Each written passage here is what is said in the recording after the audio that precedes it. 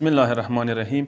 یوه مسله اذان اقامې په باره کې کوو. مستحبه دی اذان اقامه یومیه المنځو کې په کار دی ته المنځ نه مخکې اذان ووایي، اقامه وکړي. اول اذان دی وروسته اوس اقامه دی. او اذان اقامه په کار دی ته المنځه ټایم کې وایي. کوم ټایم کې اذان وشو اذان مطلب المنځه ټایم دی هغې ته په کار دی وایي. او بله خبره دا څه اذان په کار دی اول وایي، اقامه وروسته وایي. او اذان و اقامې جملې کومې دي؟ جملې فاصله کې ونه چي.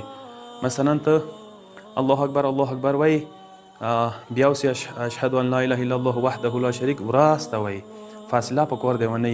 که چیرې جامع لمانځه ته ویرغللې اذان و اقامه ویلې ده او ته غواړې څه هلته کښېنې، یو جامع لمونځ ختم شوی دی خو اذان اقامه ویلی شي ماسې جامع نه دی ړنګه، ته اذان اقامه مه یایه، جامع څه ودرېږه تو اذان اقامه د سوی څه مغه شوي دی. مستحبه دی کوم کس اذان اقامه یایي په کار دی څه هغه عادل وي، وخت شناس وي، بلند وسوي. که چیرې جامع کې انسان یي بچی دنیا ته راشي هغه دپاره اذان اقامه دی.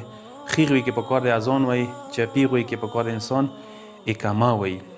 او نور واجب المنځو دپاره څه واجب المنځو مستحب المنځو سوا د یومیه المنځونه او هغه قضا المنځونه دوی دپاره اذان اقامه شته، نورو دپاره اذان اقامه نشته دی. والسلام علیکم ورحمة الله وبرکاته.